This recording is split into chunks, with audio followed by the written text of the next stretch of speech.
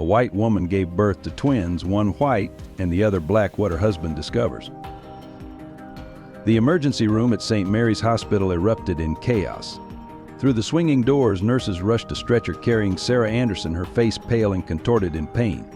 Her husband, Michael, still in his doctor's coat from the pediatric ward downstairs, ran alongside, clutching her hand. "Stay with me, Sarah," he pleaded, his voice breaking. The delivery room fell silent as twins' first cries pierced the air, but the silence that followed was deafening. One baby white as snow, one black as ebony, and Sarah's final whisper, "Forgive me, my love." Then her hand went limp, leaving Michael's world shattered forever. Hey, beautiful souls. Before we dive into this heartwarming yet heartbreaking story, share where you're watching from in the comments below. Hit that subscribe button to join our community of storytellers. Let's begin. Dr. Michael Anderson's life seemed destined for medicine from the moment he lost his sister Emma to childhood leukemia. Every morning, as he adjusted his crisp white coat in the mirror at St. Mary's Hospital, he remembered her smile, using that memory to fuel his dedication to saving young lives. At 35, his reputation as Boston's most compassionate pediatrician preceded him, with patients traveling hours just to see the doctor who treated every child like family. Behind his office door, adorned with colorful thank you cards and children's artwork, Michael had created a sanctuary where fear transformed into trust. His Harvard Medical School diploma hung modestly beside crayon drawings from grateful patients, a contrast that perfectly captured his character. The nurses often whispered that his gentle touch could calm even the most distressed child, and parents spoke of his ability to explain complex conditions in ways that brought comfort rather than confusion. Born into a working-class family in Massachusetts, Michael had worked countless night shifts throughout medical school, driven by a promise made at Emma's bedside. "I'll help them all," Emmy he'd whispered as she slipped away, and that promise shaped every decision since. His colleagues marveled at his stamina, often finding him reading case files late into the night or spending extra hours with anxious parents. Even in the bustling hospital environment, Michael maintained a calm demeanor that inspired confidence.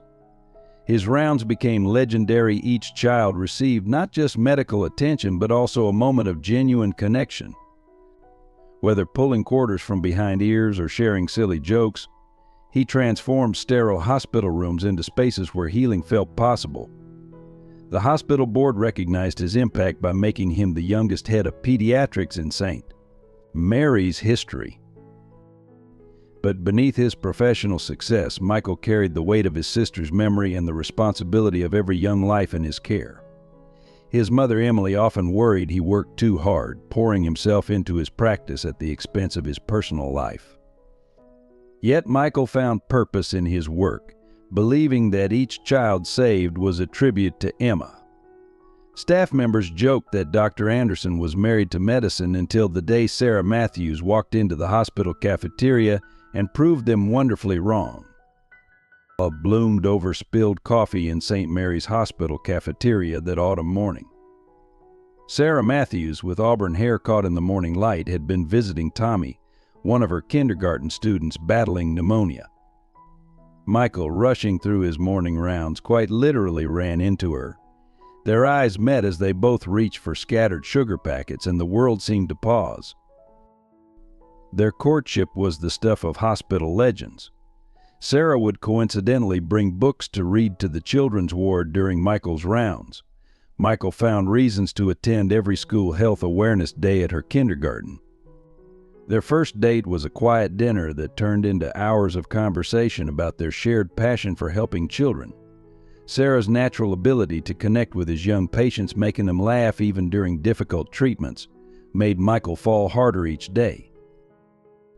The proposal came during a winter snowstorm when both were stranded at the hospital. Michael transformed the children's playroom into a romantic haven with help from the night shift nurses. He got down on one knee surrounded by stuffed animals and crayon drawings, and Sarah's tearful yes echoed through the quiet halls. They married in spring beneath blooming cherry trees in the Matthews family garden, with Judge William Matthews officiating despite his initial reservations about his daughter marrying outside their social circle. The pregnancy announcement came exactly 1 year later during their anniversary dinner. Sarah's hands trembled as she handed Michael a tiny pair of baby shoes. Their joy doubled when the first ultrasound revealed twins. The nursery preparations became their evening ritual: soft yellow walls, twin cribs, and Sarah's melodic voice singing lullabies to her growing belly. Michael would come home to find her arranging and rearranging tiny clothes, her face glowing with anticipation. But pregnancy brought shadows too. Sarah would sometimes grow quiet, lost in thoughts she wouldn't share. Late at night, Michael would find her in the nursery, hands protectively cradling her bump, tears glistening in the moonlight. "There's something I need to tell you," she'd begin, but always retreat with a forced smile. Michael attributed these moments to hormones and anxiety, focusing instead on birthing classes and baby-proofing their Victorian home. If only he'd pressed harder, asked more questions, maybe things would have been different. The last trimester was a whirlwind of final preparations and mounting excitement. Sarah's students made cards for the babies, her classroom becoming a collection of handmade gifts and well wishes. The hospital staff planned an elaborate baby shower, celebrating the beloved pediatrician's impending fatherhood. Everything seemed perfect: the nursery ready, the medical checkups normal, their love stronger than ever. But fate had other plans, and the secrets Sarah carried would soon shatter their carefully constructed world. Oak Ridge, with its tree-lined streets and historic Victorian homes, represented the epitome of New England affluence. The Andersons' pale blue Victorian, purchased with Michael's savings and a generous wedding gift from the Matthews, stood proudly on Maple Avenue. Its wraparound porch hosted weekend gatherings where hospital colleagues mingled with Sarah's fellow teachers, their laughter carrying across manicured lawns. The house quickly became known for Sarah's famous Sunday brunches and Michael's impromptu barbecues. Emily Anderson, Michael's mother, initially viewed their marriage with trepidation. Coming from a working-class background, she'd watched her son work tirelessly through medical school, and the Matthews' old money status intimidated her. Sarah's parents, particularly Catherine Matthews, were fixtures in Boston's social scene. Judge William Matthews' position on the state superior court and Catherine's leadership in various charity boards made them influential figures in Oak Ridge society. Yet Sarah's genuine warmth and kindness gradually melted Emily's reservations, though whispers about class differences persisted at charity galas and country club events. The community itself was experiencing growing pains. Young professionals, drawn by the excellent schools and proximity to Boston, were bringing unprecedented diversity to the traditionally homogeneous neighborhood. Sarah championed this change in her kindergarten classroom, often challenging the school board's conservative approaches. At PTA meetings, her passionate speeches about inclusion and diversity earned both admirers and critics. "Every child deserves to feel valued," she would argue, standing firm despite disapproving glances from longtime residents. The Matthews family's influence cast a long shadow. Judge Matthews, while proud of his daughter's teaching career, had envisioned her marrying within their social circle. The judge's tennis partners at the country club still made subtle remarks about the changing neighborhood demographics, while Catherine's charity board meetings buzzed with discussions about maintaining community standards. Sarah's marriage to Michael, though eventually accepted, remained a topic of subtle controversy in certain social circles. As Sarah's pregnancy progressed, the community's attention intensified. Baby shower invitations became a social currency, with leading families vying to host events. The local paper featured the expecting couple in its society pages, highlighting Michael's medical achievements and Sarah's educational initiatives. On the surface, they embodied the perfect blend of achievement and grace that Oak Ridge valued. Yet beneath this polished exterior, unspoken tension simmered about class, about change, about acceptance. The last few months of Sarah's pregnancy coincided with a heated school board debate about redistricting. which would bring more diverse students to Oak Ridge Elementary. Sarah's vocal support for the measure raised eyebrows among traditional families, including her own parents. The community stood at a crossroads, much like the Andersons themselves, caught between preserving tradition and embracing change. No one could have predicted how the birth of their twins would force these simmering tensions to boil over, forever altering the fabric of their seemingly perfect world. The St. Mary's Hospital delivery room erupted in controlled chaos that fateful June morning. Sarah's labor had started unexpectedly during her morning class 2 weeks before her due date. Michael, rushing from pediatric rounds, found her already in the delivery suite, her face contorted with pain, yet somehow managing to smile when she saw him. "Perfect timing, Dr. Dad," she whispered between contractions, squeezing his hand with unexpected strength. Dr. Rebecca Hayes, the obstetrics chief who had monitored Sarah's pregnancy, moved with practiced efficiency. "The twins are showing signs of distress," she announced, her calm voice belying the urgency of the situation.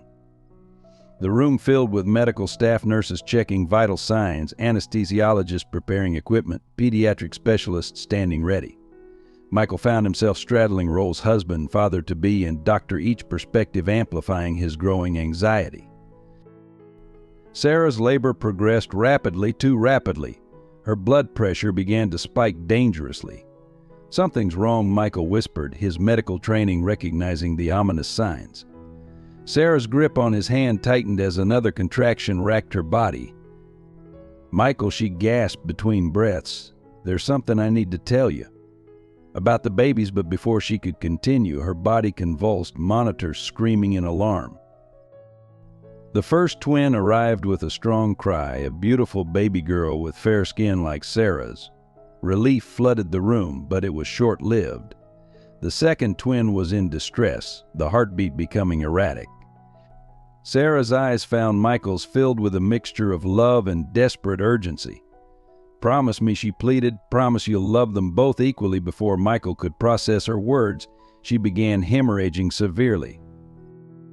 "Code Blue," Dr. Hayes shouted as the second twin emerged, a boy with dark skin, his newborn cries mixing with the chaos of medical equipment and urgent voices. Michael stood frozen, his world tilting on its axis. The twins were whisked away to waiting incubators as the medical team fought to save Sarah. Through the fog of confusion and fear, Michael heard Sarah's last words, barely a whisper: "Forgive me, my love, they're both yours, in every way that matters." Time seemed to stop as the medical team worked desperately to save Sarah. Michael watched his colleagues, people he'd worked alongside for years, fighting to keep his wife alive. But despite their best efforts, despite every medical intervention, Sarah's heart couldn't withstand the strain. At 9:47 a.m., Dr. Hayes stepped back, her surgical mask wet with tears. "Time of death," she began, but Michael couldn't hear the rest over the roaring in his ears. His perfect world had just shattered into a million pieces, leaving him with 2 newborns, 1,000 questions, and a grief so profound it threatened to swallow him whole. The nursery ward's fluorescent lights cast harsh shadows as Michael stood between 2 incubators, his mind struggling to process the reality before him. In one bassinet lay Emma, named for his late sister, her skin as fair as Sarah's with wisps of auburn hair. In the other lay James, his skin a rich mahogany tone, so different from either parent. Both babies were perfect, both undeniably newborn, and both somehow his, according to Sarah's final words. The hospital staff moved cautiously around him, their whispers barely contained. Dr. Hayes approached gently, clipboard in hand. "Michael, we need to discuss some paperwork," she said softly. But Michael couldn't tear his eyes away from his children, his children, his children. The question echoed in his mind like a cruel taunt. The loving husband in him wanted to honor Sarah's last words without question, while the medical professional couldn't ignore the biological impossibility before him. Emily Anderson arrived at the hospital, her face still wet with tears from hearing about Sarah's death. Her sharp intake of breath upon seeing the twins sent daggers through Michael's heart. "Oh, Michael," she whispered, her voice thick with implications. The Matthews arrived shortly after. Judge Williams' commanding presence diminished by grief until he saw James. The ensuing silence was deafening. Catherine Matthews collapsed into a chair while the judge's face darkened with an unspoken accusation. News spread through the hospital like wildfire. Michael could feel the stares, hear the hushed conversations that stopped when he walked past. Nurses who had celebrated his impending fatherhood now avoided eye contact. Dr. Hayes tried to maintain professional courtesy, but even she seemed unsure how to handle the situation. The twins' medical charts lay incomplete, the space for father conspicuously blank. Questions plagued Michael's every thought. Had Sarah betrayed him? Was there a medical explanation? He'd attended every prenatal appointment, seen every ultrasound. How had no one noticed this? The logical part of his brain ran through genetic possibilities, while his heart ached with confusion and loss. Each time he looked at the twins, he saw Sarah in Emma's delicate features, in James's long eyelashes, in the way they both scrunched their noses while sleeping. As day turned to evening, Michael remained rooted between the incubators. Hospital security had to escort several unauthorized staff members trying to accidentally walk through the nursery. Social workers hovered nearby, forms at the ready. The Matthews family lawyer arrived, speaking in hushed tones with the judge. Through it all, Michael kept remembering Sarah's final plea, loved them both equally, but as he stood there, his world crumbling around him, that promise felt impossibly heavy to keep. The first 48 hours after Sarah's death felt like a surreal nightmare. The hospital's administrative team, led by Chief of Staff Dr. Thompson, called an emergency meeting. Michael sat numbly in the conference room where he'd presented countless cases before, now finding himself the subject of discussion. The hospital's reputation, legal implications, and his position as head of pediatrics all hung precariously in the balance. News vans began appearing outside St. Mary's, their satellite dishes reaching skyward like mechanical vultures. Local headlines screamed prominent doctor's wife dies in childbirth, twins sparked controversy. Social media exploded with speculation and judgment. Michael's phone buzzed constantly with messages from colleagues, friends, and reporters, each demanding explanations he couldn't provide.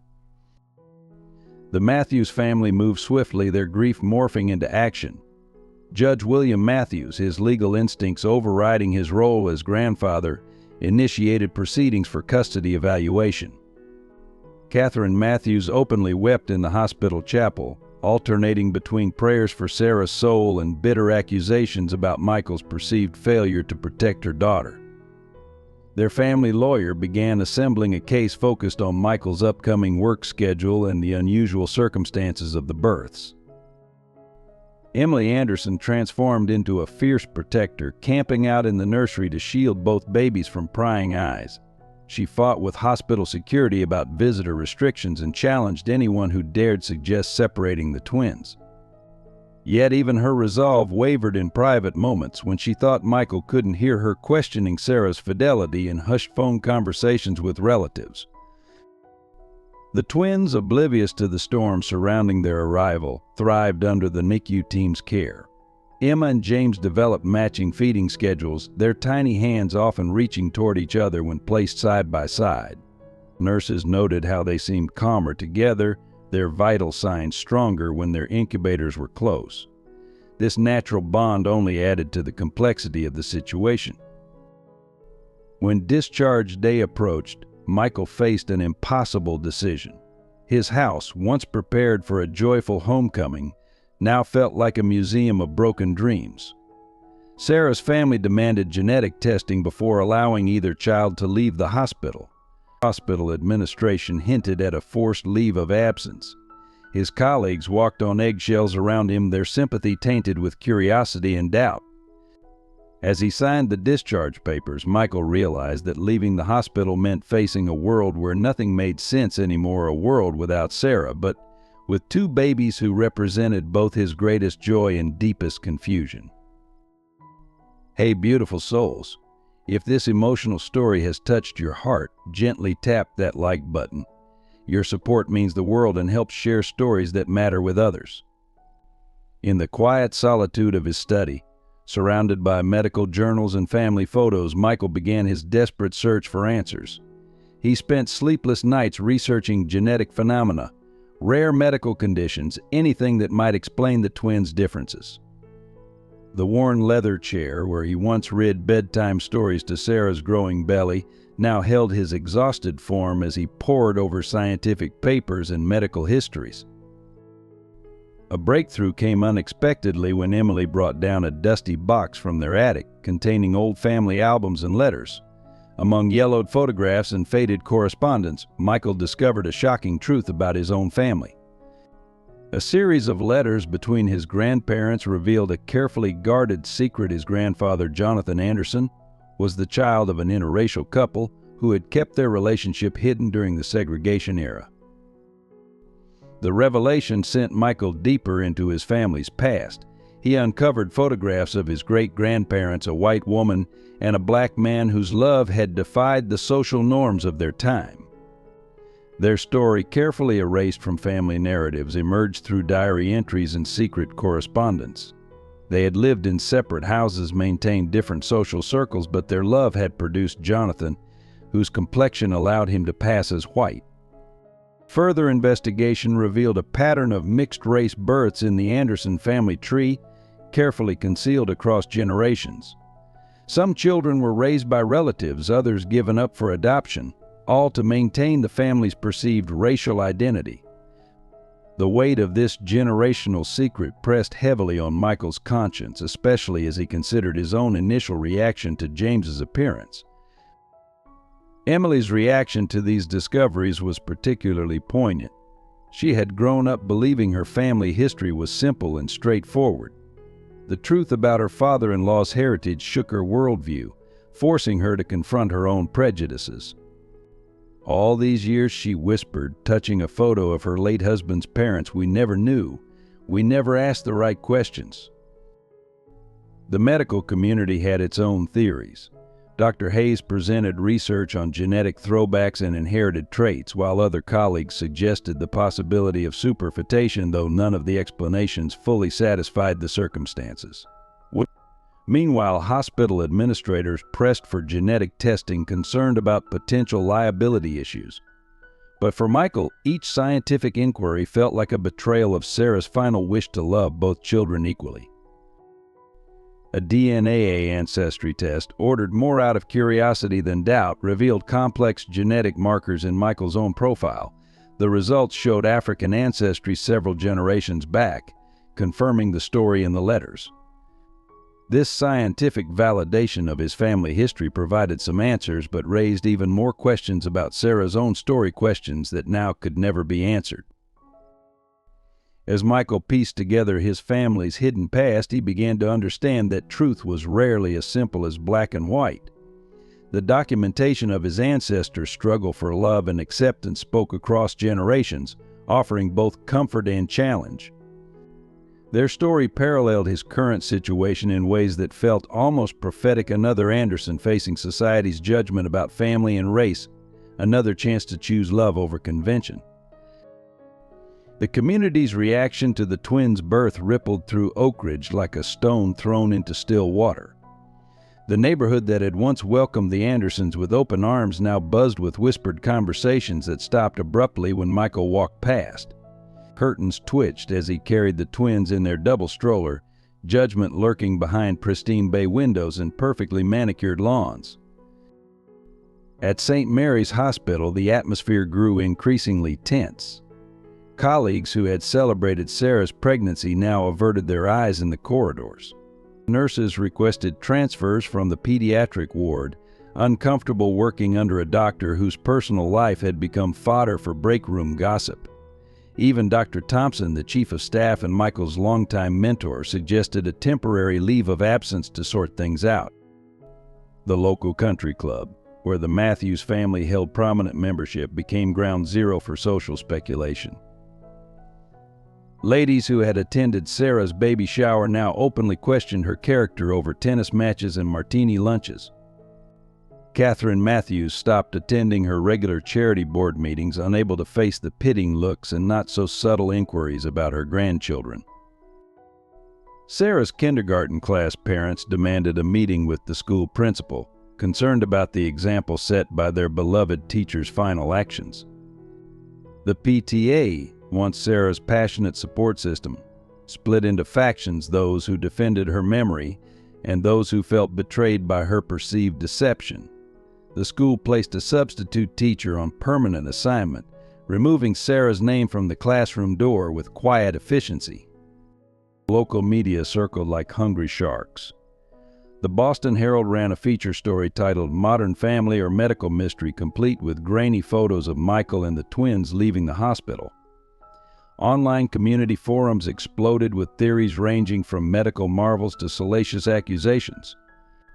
Amateur geneticists posted lengthy explanations about dominant and recessive genes, while others shared links to similar cases from around the world. The religious community took sides as well. Reverend Phillips from the First Methodist Church, where Sarah had taught Sunday school, dedicated a sermon to forgiveness and acceptance, while Father O'Malley at St. Patrick spoke sternly about moral decay in modern society. The synagogue where Michael's family had attended for generations became a battleground between traditionalists and progressives, each claiming moral authority over the situation. Judge Matthews used his influence to keep the more sensational stories out of major newspapers, but couldn't control social media. Oak Ridge twins started trending locally, with posts ranging from supportive to cruel. Local businesses that had once proudly displayed photos of the popular doctor and teacher began taking them down, not wanting to appear to take sides in the growing controversy. The mothers group that had embraced Sarah during her pregnancy now debated whether to include Emily and the twins in their activities. Play dates were quietly canceled, birthday party invitations mysteriously lost in the mail. The community that had once prided itself on its progressive values showed its true colors, drawing lines between acceptance and judgment, between inclusion and exclusion. Through it all, Michael watched as his world contracted. Former friends crossed the street to avoid conversation. Dinner invitations dried up. Even his favorite coffee shop, where he and Sarah had spent countless Sunday mornings, seemed less welcoming. The barista who had known their order by heart now asked for his name as if they'd never met, writing Dr. Anderson with careful formality on his cup. The weight of public scrutiny and private grief became unbearable for Michael. One night, after another tense day of sideways glances and whispered judgments, he packed a small bag and left the twins in Emily's care. His destination, his grandparents' abandoned lake house in Maine, a place where childhood summers had offered simple happiness before life became complicated with medical school, marriage, and now this unimaginable situation. The old house stood silent among towering pines, its weathered shingles and creaking porch a testament to years of neglect. Inside, dust-covered furniture and faded photographs created a time capsule of happier days. Michael found himself drawn to his grandfather's study, where medical books from another era lined shelves alongside family albums. The irony wasn't lost on him: another Anderson man seeking refuge in this house, running from society's judgment. Days blurred together in isolated reflection. Michael's phone buzzed constantly with messages from Emily about the twins' milestones: Emma's first smile, James's strong grip, each update both a comfort and a twist of the knife. He spent hours on the dock, watching the lake's surface change with the weather, much like his turbulent emotions. Sometimes in the early morning mist he could almost hear Sarah's laugh carried on the breeze. The local general store became his only connection to the outside world. Martha, the elderly owner who remembered him as a boy, asked no questions about his sudden appearance or extended stay. She simply kept him supplied with necessities and occasional home-cooked meals, her quiet kindness a balm to his raw nerves. The bottle of whiskey he purchased each week went unmentioned, though her concerned glances spoke volumes. His medical training warred with his emotional turmoil. During clear moments he could rationally discuss genetic possibilities and medical precedents, but as evening shadows lengthened, doubt crept in like the lake's fog. He reread Sarah's old text messages, searching for clues he might have missed. Each "I love you" and "can't wait for our family" felt both precious and painful, weighted with unspoken truths. College friends began tracking him down. Peter, his former roommate now practicing law in Boston, drove up unannounced one weekend. "You can't hide forever," he said, watching Michael stare into the lake. Those kids need their father, but Michael couldn't explain how every time he looked at the twins, he saw both love and betrayal, joy and devastating loss. How could he be a father when he couldn't reconcile his own feelings? As autumn painted the lakeside trees in brilliant colors, Michael's self-imposed exile deepened. He grew a beard, ignored hospital board emails, and let his medical license renewal notice gather dust on the kitchen counter. The lake house became both sanctuary and prison, protecting him from the world's judgment while trapping him in an endless loop of questions without answers. Emily's messages grew more urgent. The twins were thriving physically but needed their father. The Matthews family was pushing for formal custody arrangements. The hospital board required a decision about his position. But each morning, Michael found another reason to stay by the lake, another day to postpone facing the reality waiting back in Oak Ridge. Only at night, when the house creaked with familiar sounds and moonlight cast shadows on family portraits, did Michael allow himself to fully feel the weight of his choices. In dreams, Sarah appeared, sometimes accusing, sometimes comforting, but always leaving him with the same unanswered questions. The grandfather's clock in the hallway ticked away precious moments, counting down to a confrontation with reality he couldn't avoid forever. The Matthews family launched their custody battle with the precision of a military campaign. Judge William Matthews, still grieving his daughter but driven by what he called moral obligation, filed emergency custody papers just 3 months after Sarah's death. The legal documents, thick with allegations about Michael's abandonment and emotional instability, landed on his lake house doorstep like bombs. Catherine Matthews took charge of the public relations aspect, carefully crafting their image as concerned grandparents fighting for their grandchildren's well-being. She gave tearful interviews to sympathetic local reporters, describing how Michael had run away from his responsibilities and questioning his fitness as a father. The Boston Globe ran a front-page story grieving grandparents fight for custody of controversial twins. Their legal team, led by prominent family court attorney Richard Sterling, built a case around Michael's retreat to Maine. Dr. Anderson's actions demonstrate a clear inability to cope with parental responsibilities, Sterling argued in preliminary hearings. The children deserve stability, which the Matthews family can provide. The irony that they only sought custody of Emma, barely mentioning James in their petitions, wasn't lost on the court. Emily Anderson, though still struggling with her own prejudices, became the twins' fierce defender. She hired Patricia Wong, a tough custody attorney known for handling complex family cases. "This isn't about genetics," Wong stated firmly in their first meeting. "This is about keeping siblings together and honoring Sarah's last wishes." The custody hearings turned the Boston family court into a circus. Medical experts testified about genetic possibilities. Child psychologists debated the importance of biological connections versus emotional bonds, and character witnesses from the hospital and community took sides. The Matthews' wealth and influence cast a long shadow over the proceedings, but Emily's unwavering testimony about the twins' bond touched even the most cynical observers. News crews camped outside the courthouse, their cameras capturing every arrival and departure. Michael, finally forced to leave his lake house sanctuary, faced a gauntlet of reporters each day. His appearance, now bearded and haunted, provided fuel for both sides. The Matthews team pointed to it as evidence of his instability, while his supporters saw a grieving husband unfairly persecuted. Inside the courtroom, photos of the twins were displayed on large screens. Emma and James, now 6 months old, had developed a remarkable attachment. Videos showed them reaching for each other across their cribs, crying when separated, matching each other's smiles. Dr. Eleanor Peters, a child development expert, testified that separating them would cause significant emotional trauma.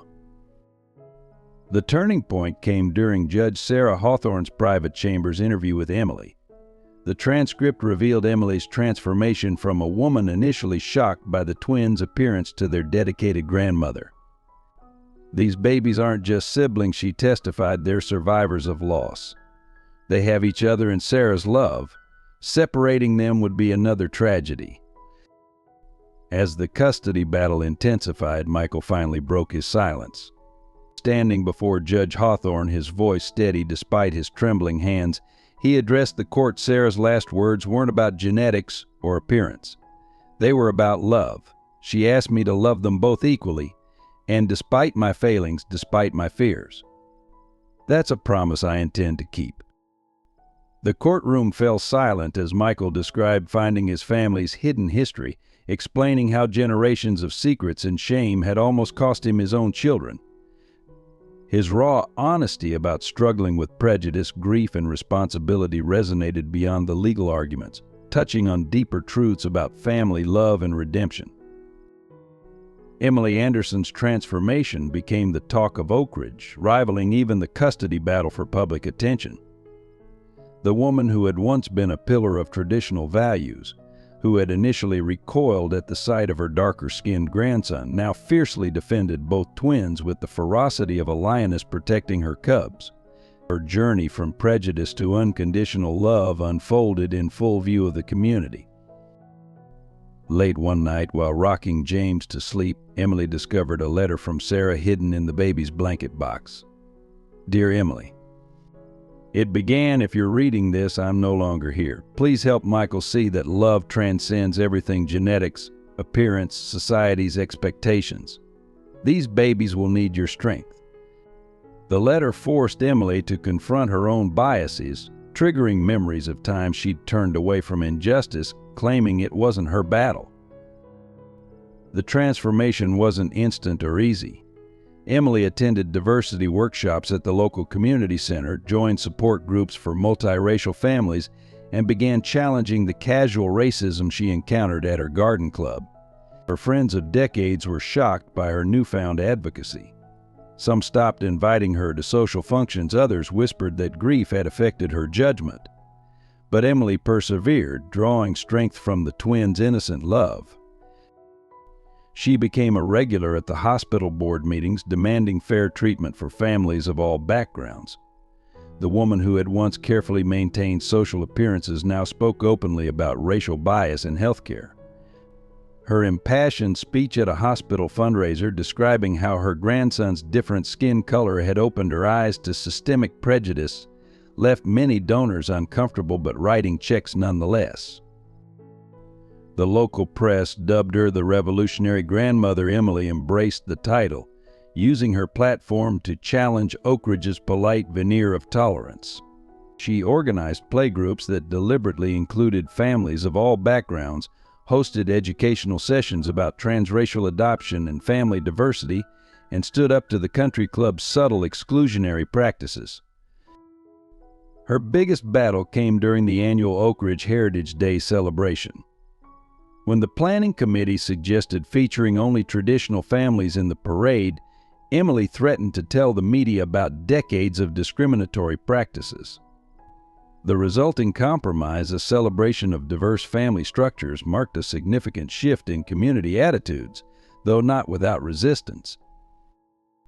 The twins became her teachers in unexpected ways. Watching Emma and James together, their natural bond uncomplicated by adult prejudices, Emily learned to see beyond surface differences. Their matching giggles, synchronized nap schedules, and instinctive comfort in each other's presence challenged everything she'd once believed about family and belonging. At night, after the twins were asleep, Emily often sat in Sarah's favorite reading chair, reflecting on her journey. She regretted the years spent judging others, the subtle ways she'd contributed to exclusion while claiming to be colorblind.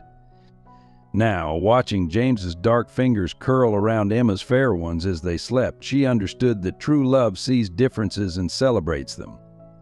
Her transformation affected Michael deeply. Watching his mother evolve from prejudice to passionate advocate gave him hope for his own journey of acceptance.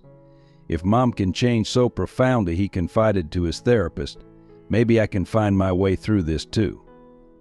Emily's example showed that it's never too late to challenge one's beliefs and choose love over fear. The custody battle took an unexpected turn when Emily testified about her transformation. Her honest acknowledgement of her initial prejudices, followed by her fierce defense of keeping the twins together, moved even the most skeptical observers.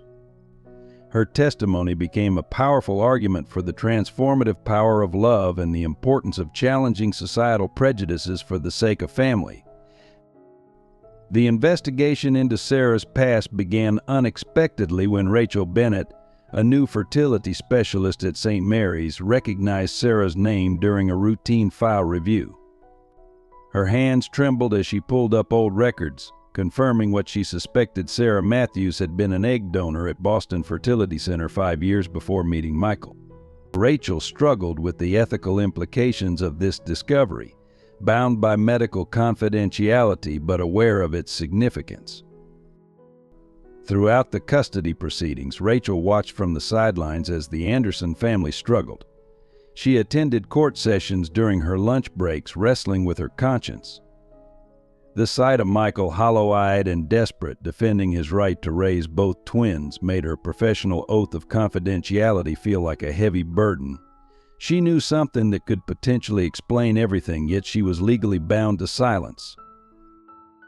The truth about Sarah's past emerged layer by layer. A former nurse from Boston Fertility Center came forward, remembering Sarah's multiple donations. Records showed she had helped several families achieve their dreams of parenthood. Her motivation, according to intake interviews, stemmed from watching her own sister struggle with infertility. Sarah's compassion had extended beyond her kindergarten classroom to help create families she would never know. Emily discovered a hidden box in Sarah's home office containing correspondence with the fertility clinic. Letters expressed gratitude from anonymous recipients, ultrasound photos of successful pregnancies, and Sarah's journal entries about her decision to donate. "Every child deserves to be loved," she had written. "If I can help create that love, how can I not?" The entries revealed a deeper dimension to Sarah's character that no one had fully understood. The investigation took an unexpected turn when genetic testing revealed that James shared DNA markers with Sarah not as a mother but as a half-sister would. The implications were staggering. Sarah had unknowingly used eggs from one of her own anonymous donations during her fertility treatments with Michael. The medical impossibility that had torn their world apart was actually a miracle of modern medicine and coincidence. Rachel finally broke her silence, seeking legal counsel to determine how to share this information ethically. She met with Patricia Wong, Michael's attorney, providing documentation that could explain the twins' genetic diversity. The revelation that Sarah had been both egg donor and recipient added layers of complexity to an already unprecedented case. Medical ethicists debated the implications while legal experts scrambled to understand the ramifications. Pictures of Sarah at the fertility clinic surfaced, showing her smiling with other donors, her inherent kindness evident even in these clinical settings. Her decision to donate eggs had been more than generous, it had been revolutionary for its time, as she had specifically requested her eggs be available to recipients regardless of race or background. This detail, overlooked years ago, now seemed prophetic. The Boston Globe ran an in-depth piece titled "Sarah's Gift: The Untold Story," revealing how her anonymous donations had helped create numerous families across racial and social boundaries. Former recipients came forward, sharing stories of how Sarah's generosity had changed their lives. The narrative shifted from scandal to legacy as people began to understand the breadth of Sarah's impact. Michael struggled to process this new information. The discovery that Sarah had been an egg donor explained so much, yet raised new questions. Why hadn't she told him? Had she known about the possibility? The answers died with her, leaving him to reconcile this final piece of her complex identity. In her journal's last entry, written days before the twins' birth, Sarah had written, "Love finds its way even through the most unexpected paths. These babies are a miracle, my last gift to the world." The revelation transformed the custody battle. Judge Hawthorne called an emergency hearing to consider this new evidence. The Matthews family's case, built on assumptions about infidelity and deception, crumbled in the face of Sarah's documented altruism. The truth about her egg donations painted a picture not of betrayal, but of extraordinary compassion that had come full circle in the most unexpected way. The custody battle reached its climax in a packed courtroom on a rainy Tuesday morning. Judge Hawthorne's chambers buzzed with tension as both families' attorneys made their final preparations. Michael, now clean-shaven and wearing his old medical coat, sat beside Patricia Wong, while the Matthews family occupied the opposite side with their legal team, their expensive suits and rigid postures reflecting their determination. Rachel Bennett's testimony about Sarah's egg donations created an electric atmosphere. The fertility specialist methodically presented medical records, consent forms, and Sarah's written statements about her wishes for her donated eggs to help create diverse families. Sarah Matthews was not just a donor, Rachel explained, her voice steady. She was a pioneer in advocating for cross-racial egg donation at a time when such requests were rare. The Matthews attorney attempted to discredit Rachel's testimony, suggesting professional misconduct in revealing confidential medical information. Judge Hawthorne intervened, ruling that Sarah's death and the extraordinary circumstances warranted the disclosure. Catherine Matthews visibly flinched when Rachel described Sarah's specific request that her eggs be available to recipients regardless of race, a detail that contradicted everything the Matthews had claimed about their daughter's character. Emily's testimony followed, her transformation from prejudice to protective becoming the heart of the legal proceedings. She described finding Sarah's hidden letters, the twins' unbreakable bond, and her own journey toward understanding. When Judge Hawthorne asked about her initial reaction to James, Emily's honest acknowledgement of her past prejudices and subsequent change moved many to tears. Expert witnesses from both sides debated the psychological impact of separating twins, the importance of cultural identity, and the legal precedents for unusual custody cases. Dr. Eleanor Peters presented research showing the twins' extraordinary connection, including videos of them mirroring each other's movements and becoming distressed when separated. Breaking this bond would cause significant trauma, she testified firmly. The turning point came when Michael took the stand. Instead of defending himself, he spoke directly to the Matthews family. Sarah's last words weren't about genetics or appearance, he said, his voice breaking. They were about love. She knew the truth about James's origin and chose to keep it private, protecting both children from prejudice. I failed her once by running away. I won't fail her again. Judge Hawthorne's chambers fell silent as Sarah's final journal entry was read aloud. "My dearest Michael, if you're reading this, something has gone wrong. The twins you'll meet today are both miracles, one from my past generosity coming full circle, one from our direct love. They are both ours in every way that matters. Love them equally as I already do." The legal battle culminated in a 3-hour hearing where Judge Hawthorne questioned both families intensely. Her focus on the twins' welfare rather than adult grievances shifted the conversation from genetics to genuine care.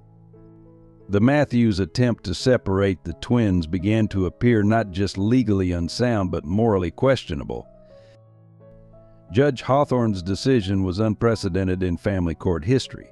She granted Michael full custody of both twins, with structured visitation rights for the Matthews family contingent upon their completion of diversity and sensitivity training.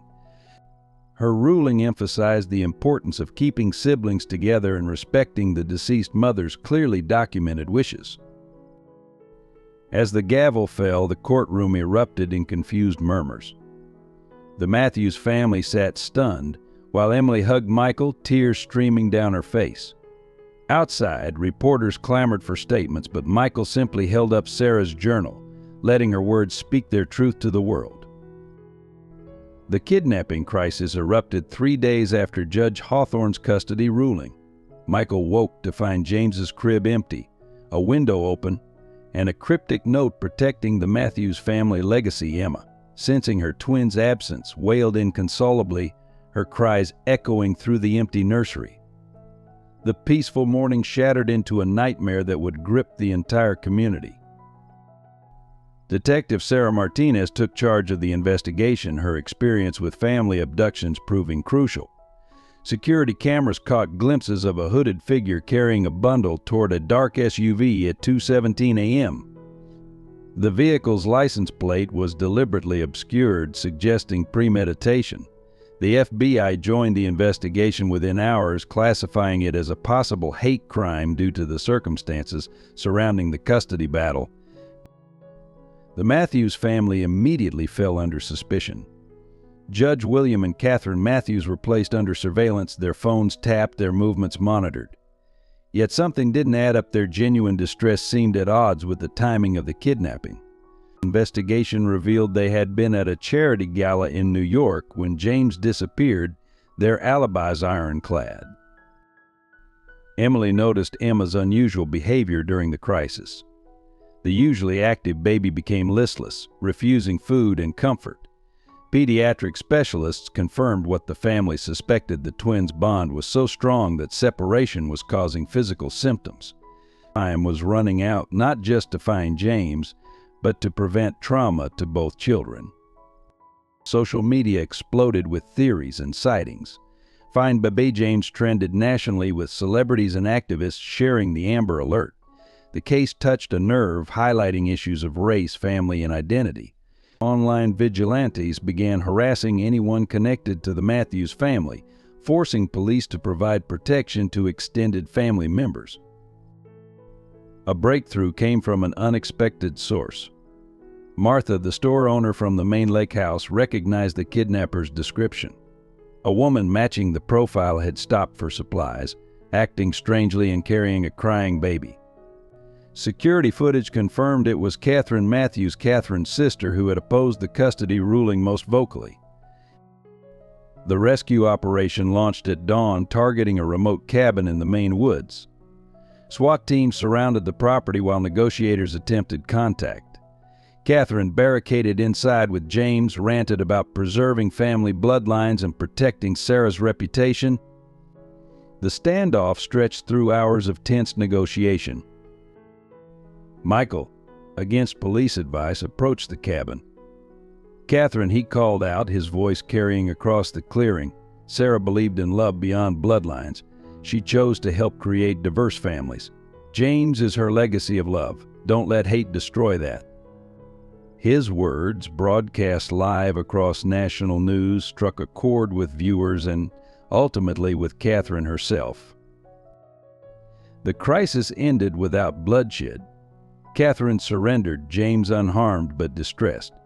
The reunion between the twins became a powerful symbol. Emma's immediate calm upon seeing her brother, their tiny hands reaching for each other, demonstrated a bond deeper than genetics. Photos of their reunion went viral, challenging prejudices and touching hearts worldwide. Catherine's arrest exposed a darker subplot. Investigation of her electronic devices revealed connections to white supremacist groups that had been inflaming tensions around the custody case. The conspiracy extended beyond family drama into territories of organized hate, leading to multiple arrests and a broader FBI investigation into hate groups targeting multiracial families. Rachel Bennett's revelation about her connection to Sarah came during the aftermath of the kidnapping crisis. Standing in Michael's living room holding a thick manila envelope, she finally shared the full story. "I was Sarah's fertility doctor," she confessed, her voice trembling. "Not just during your treatments, but years before, when she was a donor. She made me promise to keep her secret, to protect the children she helped create." The documentation Rachel provided painted a picture of Sarah few had known. Years of correspondence revealed Sarah's deep commitment to helping create diverse families, her specific request that her eggs be available to recipients regardless of race, and her profound understanding of the power of unconditional love. Medical records showed she had helped create 13 families before becoming a mother herself. More startling was Rachel's personal connection. She had been the one to suggest using Sarah's previously donated eggs when their initial fertility treatments failed. Sarah knew there was a possibility of this outcome, Rachel explained, showing Michael the consent forms. She believed it was meant to be her past generosity coming full circle. She made me swear to reveal this only if something happened to her. The revelation hit Michael like a physical blow. Sarah had chosen this path deliberately, understanding the possibilities. Her final words, her insistence on loving both babies equally, took on new meaning. She hadn't betrayed him, she had embraced a miracle of her own making. The truth brought both healing and fresh grief: healing in understanding her choices, grief in knowing she had carried this burden alone.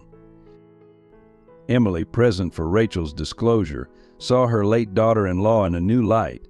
She was braver than any of us knew, she whispered, examining photos of Sarah at the fertility clinic, her smile radiant as she helped create families across racial boundaries. The woman who had taught kindergarten had also been quietly revolutionizing concepts of family and love. Rachel shared more details about Sarah's involvement in the fertility program. She had specifically requested her eggs be available to same-race and interracial couples alike, challenging the clinic's traditional matching practices. Her advocacy had helped change policies, opening doors for more diverse family creation. She believed love transcended everything, Rachel explained, including genetics and appearance. The media caught wind of Rachel's involvement, but surprisingly, public reaction shifted from scandal to admiration. Sarah's story became one of extraordinary compassion and foresight. The Boston Globe's follow-up piece, Sarah's Legacy: Love Beyond Boundaries, celebrated her as a pioneer in breaking down racial barriers in fertility treatment. Legal experts debated the implications of Rachel's delayed disclosure, but Judge Hawthorne ruled it irrelevant to the custody decision. If anything, she noted, it strengthened the case for keeping the twins together, honoring Sarah's clearly documented intentions. The Matthews family, confronted with evidence of their daughter's deliberate choices, finally began to understand the depth of her conviction. Medical ethicists invited Rachel to speak at conferences, using Sarah's case to discuss evolving definitions of family and the need for more inclusive fertility practices. Her testimony about Sarah's advocacy became part of medical school curricula, teaching future doctors about cultural competency and reproductive justice. Through it all, Michael struggled to reconcile this new understanding of Sarah. In quiet moments, watching the twins sleep, he could almost hear her voice. Love finds its way even through the most unexpected paths. The truth had been there all along, in her final plea, in her lived example of love beyond boundaries. Rachel's presence now served as a bridge between past and present, helping him understand the extraordinary woman Sarah had been. Hey, beautiful souls! If this story has touched your heart and made you reflect on love beyond boundaries, please consider subscribing to our channel. Your support helps us share more meaningful stories that challenge prejudices and celebrate the power of unconditional love. Join our storytelling family. Every subscription makes a difference. The DNA test results arrived on a quiet Tuesday morning, delivered to Michael's office in a sealed envelope. He sat at his desk, Sarah's framed photo watching over him. As he read the conclusive evidence, both Emma and James were genetically related to Sarah through her donated eggs, and James's biological heritage matched with the selected donor family's background. The scientific validation of Rachel's revelation brought an unexpected sense of peace. Emily organized a family gathering to process the news, setting up dinner in the garden where Sarah had once planted her beloved roses. The twins, now toddlers, played on their blanket nearby, their synchronous giggles providing a soundtrack to the evening. Michael watched them, seeing Sarah in their matching expressions, their shared mannerisms transcending their different appearances. The Matthews family, invited despite past tensions, arrived with uncertainty written on their faces. Judge William, his stern demeanor softened by months of reflection, watched his grandchildren play. Catherine, clutching Sarah's journal that Rachel had returned, wiped tears as she read passages about her daughter's secret life of helping others create families. Rachel's presence at the gathering bridged past and present. She shared stories about Sarah's work with the fertility clinic, painting a picture of a woman whose compassion knew no boundaries. Sarah believed family was about love, not genetics. Rachel explained, showing photos of Sarah with other donors and recipients. She changed our entire approach to family building. The local press, which had once sensationalized the story, now reported on the family's healing journey. The Oak Ridge Chronicle ran a feature titled Love's DNA, A Family Reborn, celebrating the community's gradual acceptance of the twins as symbols of hope and change. Former critics became advocates, inspired by Sarah's posthumously revealed mission of creating diverse families. Medical colleagues who had distanced themselves during the controversy now approached Michael differently. Dr. Thompson, the chief of staff who had suggested his leave of absence, personally apologized. The hospital board voted to establish a diversity and inclusion program in Sarah's memory, focusing on supporting multiracial families in medical settings. Emily's transformation became complete as she advocated for changing hospital policies regarding egg donation and family building. She spoke at medical conferences alongside Rachel, sharing their family's story as an example of how love transcends traditional definitions of family. Her garden club ladies, once scandalized by the twins, now cooed over both children equally at social gatherings. The DNA results also impacted the broader medical community. Case studies were written examining the remarkable circumstances of Sarah's eggs creating siblings through different paths. Medical ethics committees used their story to reform policies about donor anonymity and family rights, ensuring better support for diverse families created through assisted reproduction. Catherine's legal proceedings brought unexpected healing. During her sentencing hearing, she expressed genuine remorse, having realized through therapy how fear and prejudice had poisoned her understanding of family. Her public apology and subsequent work with anti-racism organizations encouraged others to examine their own biases. The anniversary of Sarah's death arrived during this period of acceptance. Michael and the families gathered at her grave, the twins placing flowers with careful reverence. As James's dark hand clasped Emma's fair one over their mother's headstone, Michael realized Sarah had given them more than life. She had given them a legacy of love that defied society's boundaries. The community's perspective shift began subtly, like the first signs of spring after a harsh winter. The Oak Ridge Elementary School, where Sarah had once taught, took the lead by introducing a new curriculum celebrating diverse families. Pictures of Emma and James, alongside other multiracial families, adorned classroom walls, their story becoming a teaching tool for acceptance and understanding. Local businesses that had once removed Michael's family photos now proudly displayed them again. The coffee shop where Michael and Sarah had spent countless Sunday mornings created Sarah's Corner, a cozy nook decorated with messages of love and inclusion. The barista who had formerly written Dr. Anderson with cold formality now drew hearts around Michael twins on his daily coffee cup. The country club, once a bastion of exclusivity, faced its own reckoning. After Catherine Matthews' impassioned speech about her journey from prejudice to acceptance, the board voted to actively recruit diverse members. The annual Easter egg hunt, previously an invitation-only affair, became a community-wide celebration where Emma and James's different-colored Easter baskets sparked conversations about beauty and diversity. Religious leaders united in an unprecedented show of support. Reverend Phillips and Father O'Malley co-authored an op-ed piece titled Love Knows No Color, while Rabbi Goldman dedicated his Hanukkah sermon to Sarah's story of creating light through darkness. The Interfaith Coalition established a support group for multiracial families, meeting in different houses of worship each month. The Oak Ridge Garden Club, once Emily's greatest source of social anxiety, transformed into a model of inclusion. Their annual flower show theme became Beauty and Diversity, featuring plants from different continents growing harmoniously together. Emily's presentation about Sarah's rose garden, where different colored blooms created a stunning unified display, won first prize and tears of appreciation. Social media played its part in the transformation. Oak Ridge Twins, once a hashtag of controversy, became a symbol of positive change. Local influencers shared stories of their own diverse families, creating a digital tapestry of love beyond boundaries. The twins' birthday parties became community celebrations, with families of all backgrounds joining in the festivities.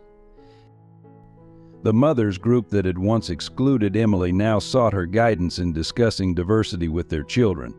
Playdates resumed, birthday party invitations arrived, and the twins found themselves surrounded by friends who saw their differences as special rather than strange. The community pool, once a place of whispered judgments, echoed with the laughter of children playing together regardless of appearance. Medical professionals at St. Mary's Hospital initiated changes in their approach to diverse families. The pediatric ward, where Michael still worked, developed specialized training for staff about cultural sensitivity. The maternity wing created a wall of family photos celebrating all types of families, with Sarah's story prominently featured as inspiration. Local real estate agents reported a shift in homebuyer demographics as Oak Ridge gained a reputation for inclusivity. Young, diverse families drawn by the community's transformation began moving in. The annual town festival expanded to include cultural celebrations from around the world, with Emma and James often chosen to lead the children's parade. The transformation wasn't without its challenges, but each obstacle became an opportunity for growth. When occasional prejudice comments surfaced, community members spoke up rather than staying silent. The twins' presence had catalyzed a change that went beyond tolerance to genuine acceptance, proving that one family story could transform an entire community's heart. The process of rebuilding relationships transformed everyone involved. Michael returned to work at St. Mary's with a new perspective, establishing a support program for families facing unique challenges. His rounds now included extra time for parents struggling with societal judgments, sharing his own journey from doubt to acceptance. The pediatric ward, once a place of whispered controversy, became a sanctuary of understanding. Rachel's role evolved from Sarah's secret keeper to family friend. Sunday brunches at the Anderson home became a tradition, with Rachel sharing stories about Sarah's work at the fertility clinic. The twins adored her, perhaps sensing her connection to their mother. Her presence helped fill the void Sarah left, not as a replacement but as a bridge to understanding their unique origin story. The Matthews family's healing process was more complex. Judge William, his legal precision softened by time, began writing a memoir about his journey from prejudice to acceptance. Catherine channeled her grief into establishing a foundation in Sarah's name, supporting diverse families created through fertility treatments. Even Catherine, following her release, dedicated herself to anti-racism work. Emily's transformation continued to inspire others. She started a support group for grandparents of multiracial children, sharing her own story of overcoming ingrained prejudices. Her garden club lectures evolved into community workshops about growing acceptance alongside her beloved roses. The local newspaper dubbed her Oak Ridge's ambassador of change. The twins' bond grew stronger with age, their different appearances becoming a source of pride rather than confusion. Emma developed a fierce protectiveness of James, while he became her greatest cheerleader. Their preschool teachers marveled at their ability to explain their unique family story to curious classmates with simple, profound wisdom. Love makes a family. Old friendships were mended and new ones forged. Families who had distanced themselves during the controversy returned, often with heartfelt apologies and renewed commitment to understanding. The Anderson home became a gathering place for an increasingly diverse social circle, hosting dinners where different languages and traditions mixed freely. Michael and Rachel's professional relationship deepened into friendship, their shared connection to Sarah creating an unexpected bond. They collaborated on improving hospital policies for diverse families, their combined medical expertise and personal experience proving invaluable. Their weekly coffee meetings, initially focused on the twins' medical history, evolved into deeper discussions about family, love, and legacy. The healing extended to the broader medical community. Sarah's case became a turning point in how fertility clinics approached donor matching, with more emphasis on intended parents' wishes rather than traditional racial matching. Medical conferences invited Michael and Rachel to speak about the importance of supporting diverse family structures in healthcare settings. Local schools used the Anderson family story in their diversity curriculum, teaching children about different types of families. The twins became unofficial ambassadors, their natural confidence and strong bond demonstrating that love transcends appearance. Their school projects about family often included proud references to their mother's role in helping create diverse families. As the twins approached school age, their home life settled into a new normal. Michael found himself better equipped to answer their questions about their origin, drawing strength from Sarah's journal entries and Rachel's insights. The family photo wall grew to include not just pictures of Sarah, but celebrations of their entire extended family, a visual testimony to love's power to heal and unite. The twins' growth and identity development unfolded like a carefully tended garden. At age 7, Emma and James began asking deeper questions about their unique family story. During a quiet evening homework session, Emma looked up from her family tree project and asked, "Dad, how did Mom help make so many families happy?" Michael, with Rachel's support, explained Sarah's role as an egg donor in age-appropriate terms, emphasizing how their mother's love had created something extraordinary. James's journey with racial identity started in 2nd grade when a classmate questioned why he didn't look like his sister. Instead of feeling hurt, he proudly shared the story of Sarah's gift to diverse families. His class presentation on what makes a family moved his teacher to tears and became part of the school's diversity curriculum. The twins developed their own language for explaining their connection, often finishing each other's sentences while describing their special bond. Their different appearances became a source of strength rather than confusion. Emma used her art projects to depict their family story, creating vibrant paintings of multicolored hearts and intertwined family trees. James excelled in writing, penning stories about a magical garden where flowers of every color grew together, clearly inspired by Emily's rose garden. Their talents complemented each other just as their personalities did. The children's understanding of their origin evolved alongside their individual interests. Emma developed a passion for biology, fascinated by genetics and inheritance. James showed a deep interest in social justice, often leading playground discussions about fairness and acceptance. Together, they created a school club called Rainbow Families, celebrating all types of family structures.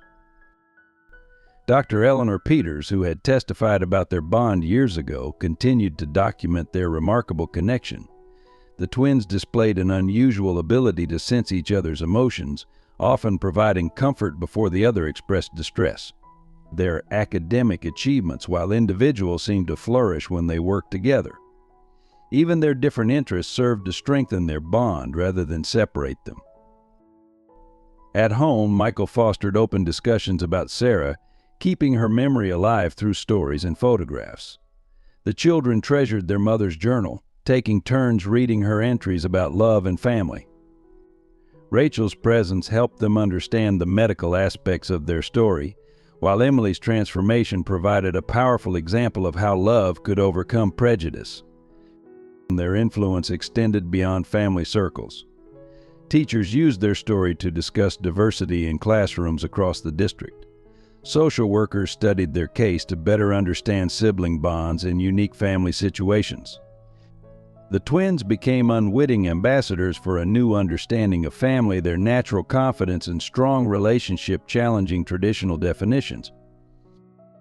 As they approached their 8th birthday, Emma and James organized their own celebration. Instead of traditional gifts, they requested donations to Sarah's foundation, which supported diverse families created through fertility treatments. Their party became a community celebration with families of all backgrounds coming together to honor Sarah's legacy of love beyond boundaries. Medical professionals continued to study their remarkable bond, documenting how their different genetic origins hadn't affected their deep connection. The twins participated willingly in research studies, proud to help other families understand that love transcends genetics. Their case became a cornerstone in studies about sibling relationships and identity development in diverse families. Through all their growth and challenges, the twins maintained an unshakable sense of belonging to each other. They faced questions about their differences with grace and wisdom beyond their years, often responding with their favorite quote from Sarah's journal. Love finds its way even through the most unexpected paths. Michael's transformation into an activist for family diversity unfolded gradually but powerfully. His personal journey from doubt to acceptance became a beacon for others facing similar challenges. At medical conferences, his presentations about the twins' story often left audiences in tears, challenging traditional notions of family and genetics. The pediatric ward at St. Mary's evolved under his leadership. Michael established comprehensive support programs for diverse families, ensuring medical care acknowledged and respected different family structures. His office became a safe space for parents navigating societal judgments, his own experience lending authenticity to his guidance. Working alongside Rachel, he helped reform fertility clinic policies nationwide. Their collaborative research on family bonding in diverse families influenced medical practices and social services. Through Sarah's Foundation, they provided resources and support to families created through diverse egg donation, honoring Sarah's legacy of breaking down barriers. Michael's advocacy extended beyond medicine. He testified before state legislators about family rights, using his family's story to argue for more inclusive policies. His appearances on national news programs helped normalize discussions about diverse family structures, challenging stereotypes with grace and wisdom. The legal community sought his expertise in cases involving non-traditional families. His perspective as both a medical professional and father of twins with unique origins provided valuable insight. Judge Hawthorne often cited his case when ruling on complex family matters, his story becoming legal precedent. Local schools invited him to speak about accepting differences. Michael developed age-appropriate presentations, using the twins' artwork and stories to help children understand diverse families. His gentle approach to difficult conversations earned him respect from educators and parents alike. His relationship with the Matthews family evolved from adversaries to allies in promoting acceptance. Together with Judge William, he established legal aid services for families facing discrimination. Catherine joined him in speaking engagements, their combined perspectives powerful testimony to the possibility of change. Emily's transformation inspired Michael to address prejudice within the medical community. He initiated mandatory cultural competency training at St. Mary's, ensuring healthcare providers understood the unique needs of diverse families. His program became a model for hospitals nationwide. Writing became another outlet for advocacy. His book, Love Beyond Genetics, chronicled the family's journey while offering hope to others facing similar challenges. The publication sparked important conversations about family, identity, and acceptance in medical schools and community forums. Personal growth paralleled his professional activism. Regular therapy helped him process lingering grief while strengthening his advocacy work. His openness about seeking support encouraged other parents to address their own struggles with accepting difference. Rachel's pregnancy revelation came during a quiet dinner at the Anderson home. As the twins played in the garden, Rachel shared news that would reshape their family. Once again, she was carrying a child conceived using one of Sarah's preserved donor eggs. The announcement left Michael stunned, emotions flooding through him as he processed this unexpected connection to Sarah.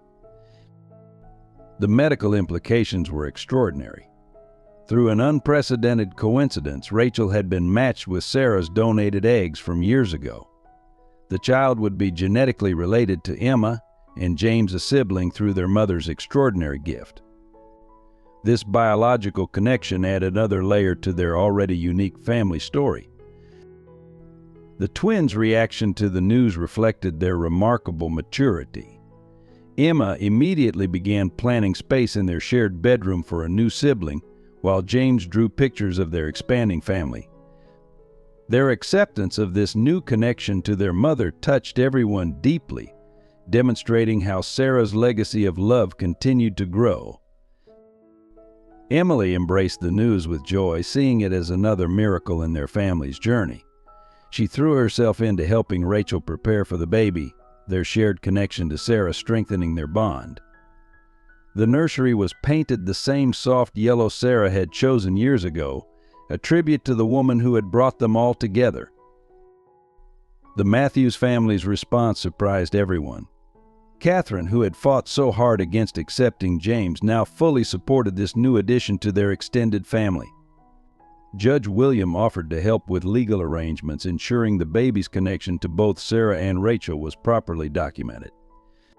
Medical ethicists and legal experts debated the implications of this unprecedented situation. Rachel's pregnancy challenged existing frameworks about genetic relationships and family structures. The case sparked discussions about the long-term implications of egg donation and the evolving definition of siblinghood. The community rallied around them once again. The same neighbors who had once gossiped about the twins now organized baby showers celebrating their expanding family. Sarah's former kindergarten students, now teenagers, created a memory book for the new baby, sharing stories about their beloved teacher. Michael found himself experiencing complex emotions. The prospect of raising another child connected to Sarah brought both joy and renewed grief. Regular sessions with his therapist helped him process these feelings, understanding that love could multiply without diminishing. Rachel's presence as both friend and co-parent added another dimension to their unique family structure. The pregnancy progressed smoothly, with the twins involved every step of the way. They attended doctor's appointments, helped prepare the nursery, and spoke to Rachel's growing belly about their mother Sarah. Their excitement about having a new sibling overshadowed any potential complications about the unusual circumstances.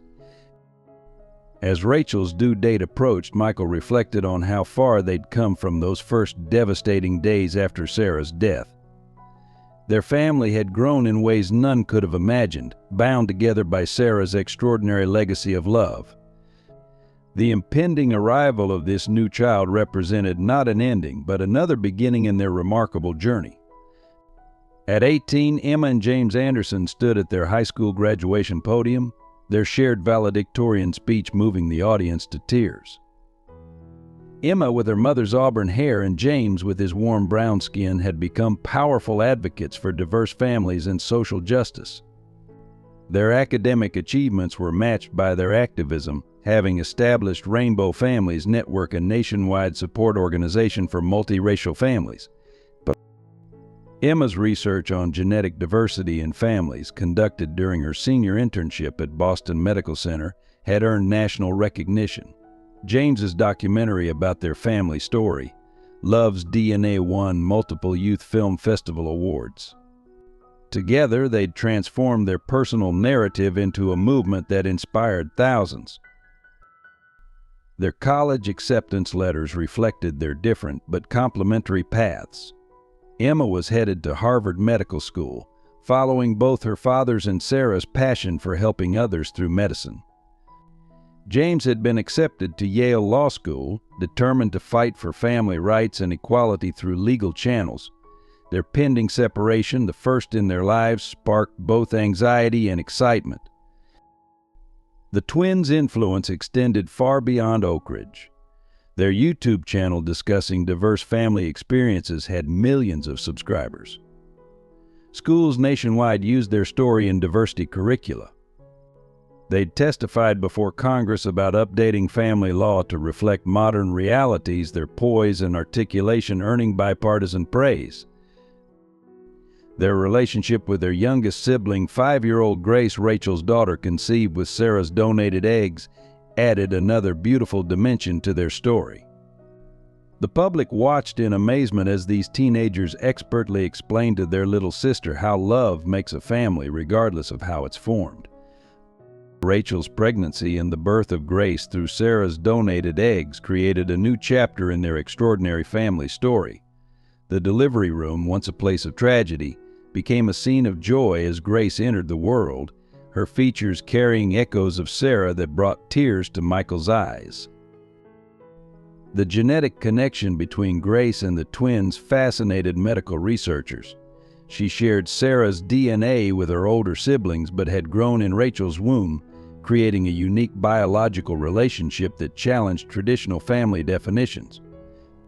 Their case became a landmark study in reproductive medicine and family bonds. Rachel's transition from family friend to co-parent unfolded naturally.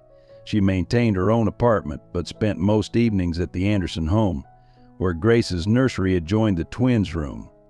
The arrangement raised eyebrows initially, but their family unit functioned with remarkable harmony. The Matthews family embraced Grace wholeheartedly, seeing in her another piece of Sarah's legacy. Catherine doted on her newest grandchild, while Judge William established a trust fund for all 3 children, formally acknowledging them as equal heirs to the Matthews family legacy. Emily found special joy in Grace's arrival, seeing her as both a miracle and a healing force. The woman who had once struggled with accepting James now fiercely defended their unconventional family structure, using Grace's story to challenge remaining pockets of prejudice in their community. Beyond the family, Grace's birth sparked important legal and ethical discussions. Medical ethicists studied their case, leading to revised guidelines for egg donation and family rights. The courts used their example to expand definitions of sibling relationships in custody and inheritance laws. Rachel's role evolved beyond being Grace's mother. She became an advocate for reproductive rights and family diversity, sharing their story at medical conferences and legal forums. Her unique perspective as both a fertility specialist and mother through donor eggs added weight to her advocacy. The media attention surrounding Grace's birth and early years helped normalize diverse family structures. Magazine features and documentary films showcased their daily life, demonstrating how love and understanding could transcend conventional family boundaries. Grace grew into a bridge between all family members, her existence weaving together the complex threads of their shared history. Her presence seemed to complete a circle that Sarah had begun years ago with her generous decision to become an egg donor.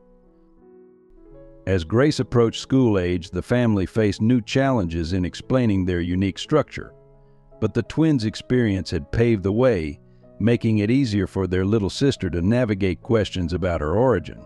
Their family became living proof that love creates the strongest bonds of all. The new chapter for the Anderson family opened like a blooming flower in Sarah's beloved garden. Michael and Rachel's co-parenting relationship evolved into something deeper, their shared love for the children in Sarah's memory creating an unexpected bond.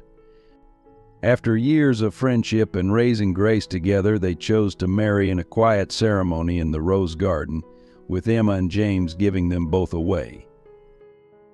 The wedding symbolized not the end of Sarah's story, but its continuation through a new form of love.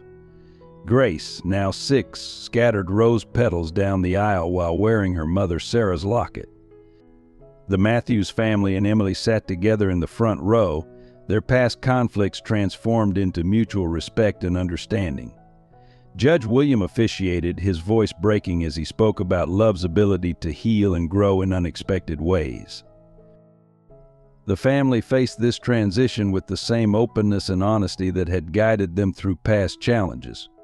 Emma and James, home from their first year of college, helped Grace understand that adding Rachel as a stepmother didn't diminish Sarah's role as their mother. The wall of family photos grew to include both past and present, Sarah's smile watching over their expanding family.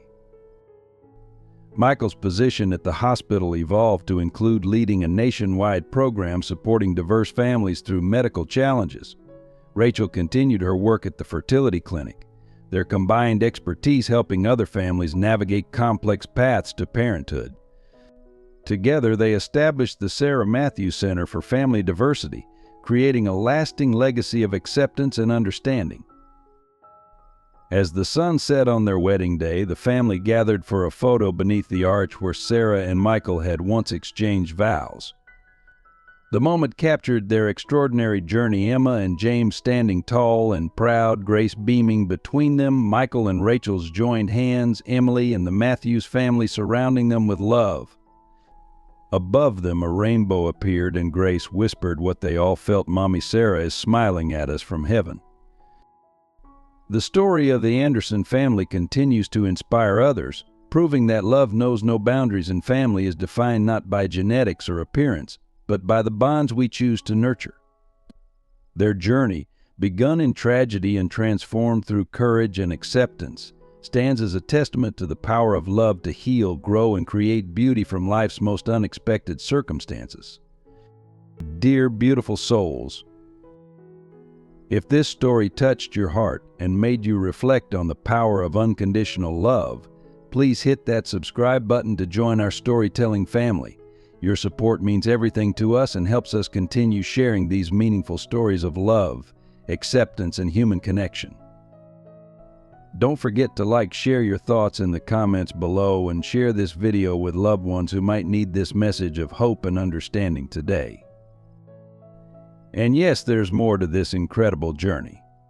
Would you like to hear part 2 of the Anderson family story? Let us know in the comments if you're ready to continue this emotional journey with us.